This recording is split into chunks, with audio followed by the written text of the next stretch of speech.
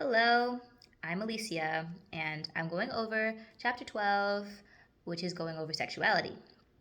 The first thing that was discussed was sexual identity. Sexual identity is what shapes you as a person sexually, your sexual characteristics. There were four aspects that shaped your sexual identity. I'll go over all four. There was sexual orientation, body image, sexual values, and erotic preferences. Focusing on sexual orientation, that is basically where you are emotionally and physically attracted to a certain gender or not attracted to any gender. Heterosexuals are attracted to the opposite of them. So females are attracted to males and males are attracted to females. Me personally, I identify as heterosexual. So I am a female and I'm attracted to men, so males. Um, and then you have homosexuals. Homosexuals are attracted to the same sex. So if you were a man, you'd be attracted to a man. Same with females, women are attracted to women, so on and so forth. And homo means same. Hetero means opposite. The next is bisexual. Bisexual is when you like both genders, no matter what gender you are. Bisexual. Bi means two, so that correlation. And asexual, a means without, so without sexual. They don't care. They don't, or rather, they don't. It's not that they don't care. It's that they are just not attracted to either gender. So yes, those were the four. I think there's more, um, but yeah. And next is body image. So how you see yourself physically is going to be a huge determinant of like how you are sexually. So if you are a bit insecure about your body, which is like super common because like society has huge like standards for women and their bodies, men too. Um, it really does put a lot of influence on how your sex life will be. If you don't like, who you are sexually, who you are personally and physically, um, you're less likely to have a good time when you are participating in sexual activity. And number three, sexual values, what you believe in culturally, your environment and the people that you surround yourself with are huge determinants of this because, like, for instance, your family or your religion will, um, dictate what you feel is appropriate and what you don't think is appropriate. If you if you are Christian, you believe that having sex before marriage um, is just disrespectful, or it's unfaithful to the Lord, and wrong and disgusting. Um, just an example. And moving forward, there's also erotic preferences. So, like what you like during sex. Like, I don't want to get too specific because that'll make this awkward. But just like basically what you find enjoyable during your sexual participation. Excuse me.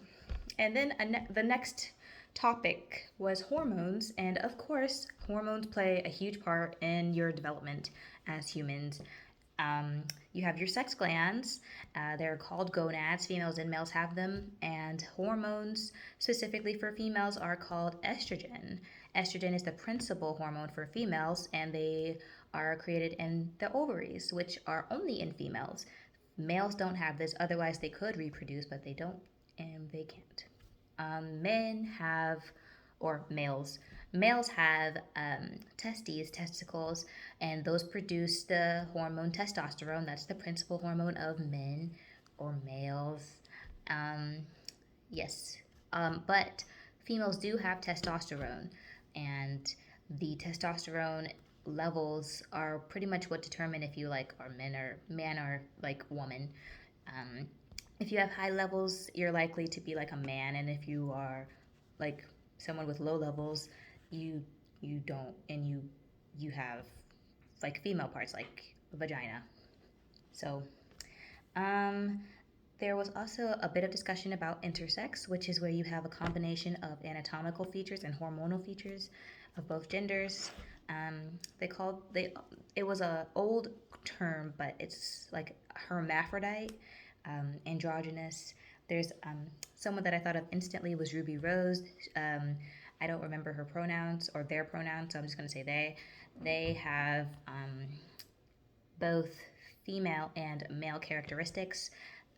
Ruby Rose has a pretty sharp jawline, which could be characterized as masculine, and curvy body type looks, so that could be described as feminine. But yes, intersex was also discussed, and there are psychosocial factors that influence your like sexual behavior, like your families, your peers, your religion, your media, and also schooling. Um, in fact, I heard and read and the textbook that schools have like three types of like sex talk. So like I'm going to talk about the two uh like high modes, like your minimum and your maximum. Your minimum would be just abstaining.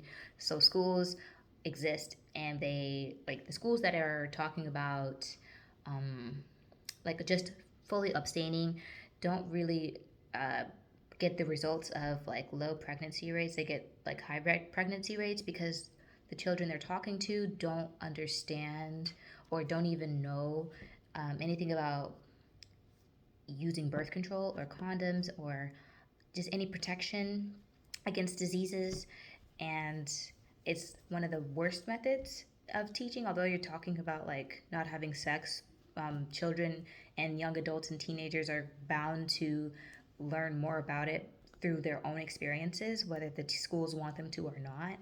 And so that's why it's perceived as not the best way of getting this information out. And then you have what is perceived as the best way of informing students and young adults, which is um, talking about contraceptives, so like birth control, condoms, and also abstaining from sex and just being responsible while you're having sex, knowing the consequences of having sex.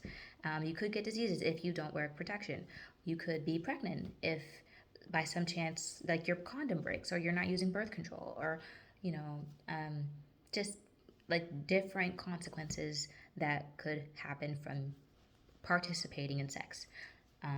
Schools that teach these things to children and young adults are having better like ratings of pregnancy, which is lower because you don't like the obvious uh, result wanted result is lower pregnancies amongst younger adults, and that is the best way to get that, informing the students the best to their capabilities, because as I said before, they're going to participate, and the more they know, the better they can prepare themselves and take the information they have and go about whatever experience they want for themselves. And yeah, so that was this chapter. Thank you.